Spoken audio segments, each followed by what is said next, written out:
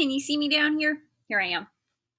Okay, so we're going to read The Best Story by Eileen Spinelli. And it's all about this little girl who's being an author just like you and writing her own story. The Red Brick Library was having a contest. Write the best story, win first prize. First prize was a ride on the Super Duper Looper roller coaster with my favorite author, Anne Miles, who wrote The Runaway Roller Coaster. Whoa. First prizes don't get any better than that. I like this kid. She has a favorite author, which means she is definitely a reader. I ran home, went to my room, shut the door. I sharpened 5 pencils, opened my notebook to a brand new page, and thought. All I could think was this writing stuff was hard and lonely. Maybe I needed help. So I'm sure you guys are running into some of the same things. Let's find out what she does. I told my brother Tim about the contest. The best stories, said my brother, have lots of action. So I wrote a lot of action into my story. I wrote about a bus hurtling down the highway with no one at the wheel. I had a tornado and a pirate and a great white shark. But this story didn't seem quite right. Why did it not seem quite right? Because she had way too much going on. She had all these things instead of just picking one thing, one character, one setting, 1 or 2 characters, like we have Bob the Shark and Da Vinci the Octopus. But try not to add a whole bunch of different characters and only one setting where it takes place. So I asked my dad, and he said, best stories have plenty of humor. So I changed the great white shark to a monkey, and I put the monkey at the wheel of the bus, and I turned the tornado into turnips, and I dressed the pirate in polka dot pajamas. Do you think she needs to focus on just one thing?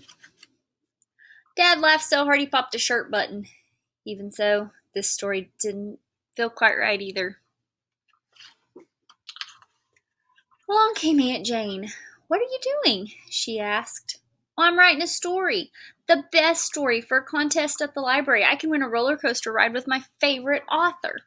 Oh, well then, said Aunt Jane. Here's all you need to know. The best stories are the ones that make people cry.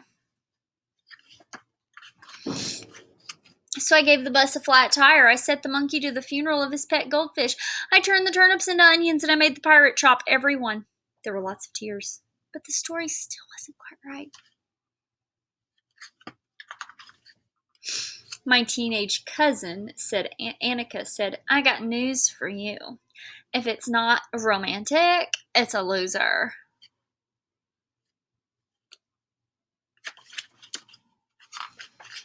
So the pirate introduced the monkey to his sister Grace, and they fell in love. And I turned the onions into wedding invitations, and everyone lived happily ever after. Finally, my story was ready, so I read it to my family. Not enough action, said my brother Tim. Maybe the monkey could fall into the wedding cake, said Dad. That'd be really funny. It's so hard to cry at a wedding where the groom is a monkey, said Aunt Jane. Annika said it would be perfect if I added a kiss. And all this time my mother hadn't said a word, so I asked her, what do you think is the best story? She gave me a hug. I think the best story is one that comes from the heart, your own heart. That night after supper, I looked into my own heart and I rewrote my story. No more monkey, no more pirate, no more wedding invitations, no more happily ever after. My new best story is about my family and my 2 best friends, Tara and Josh. It's about my cat, Ollie, who sleeps on his back, and snow days, and toast with strawberry jam. It's about fireworks and rainbows and bike rides. My biggest problem was keeping the story short. Once I started pulling things out of my heart, it was hard to stop. When my story was finished, I turned it into the judges. And maybe I'll win that roller coaster ride with Anne Miles, and maybe I won't. Either way, I'll be happy.